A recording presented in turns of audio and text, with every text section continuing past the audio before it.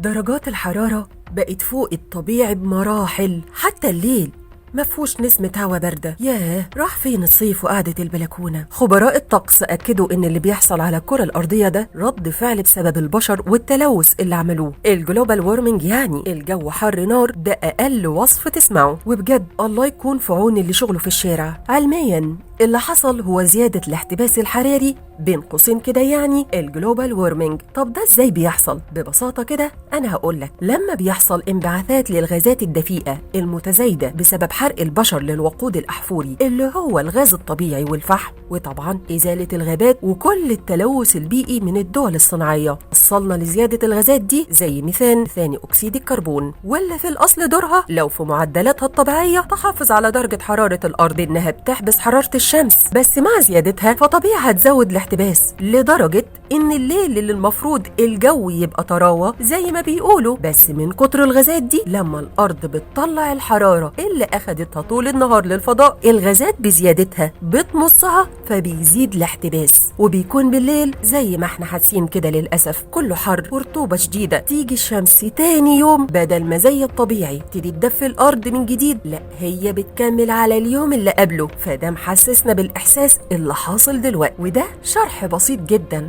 عن زيادة الاحتباس اللي بدوره بيؤدي لزيادة درجات الحرارة عالميا، وتبعا لها بيحصل تغير في الظواهر الجوية طول السنة مش الصيف بس. وبسبب الزيادة العالية في الحرارة سمعنا عن حرايق حصلت في الغابات في اليونان وجبال الألب السويسرية وأسبانيا ومؤخرا في الجزائر. والعلماء بيقولوا إن أوروبا بالذات تزايد درجات الحرارة فيها بقى بيزيد بشكل غير متوقع، لدرجة إن صيف 2022 61 ألف شخص ماتوا في أوروبا بسبب الحر الشديد ده. طيب بالنسبة للوضع عندنا في مصر من ارتفاع الحرارة، للأسف الشديد هيستمر الأول أغسطس، ده حسب تصريح هيئة الأرصاد، وإن احنا متأثرين بالمنخفض الهندي ومرتفع جوي في الطبقات العليا، والمرتفع الجوي ده حابس الحرارة تحته، ويطلق على الظاهرة دي القبة الحرارية، يعني بتحجز هواء سخن بضغط مرتفع في طبقة قريبة من سطح الأرض. وطبعا ده بيزود درجات الحرارة والرطوبة، وبيزود فترات سطوع الشمس كمان. وطبعا الظواهر المناخية دي بتزيد وبتتكرر نتيجة للاحتباس الحراري المتزايد اللي وضحناه قبل كده. طبعا وزارة الصحة بتنصح الناس بارتداء الملابس القطنية الخفيفة، وعدم التعرض المباشر للشمس، وشرب السوائل والمية الكتير. والوزارة دايما بتنزل نصايح لعدم التعرض للإجهاد الحراري، ونصايح كمان للناس اللي بيحصل لها نزيف في الأنف بسبب الحر. مهم جدا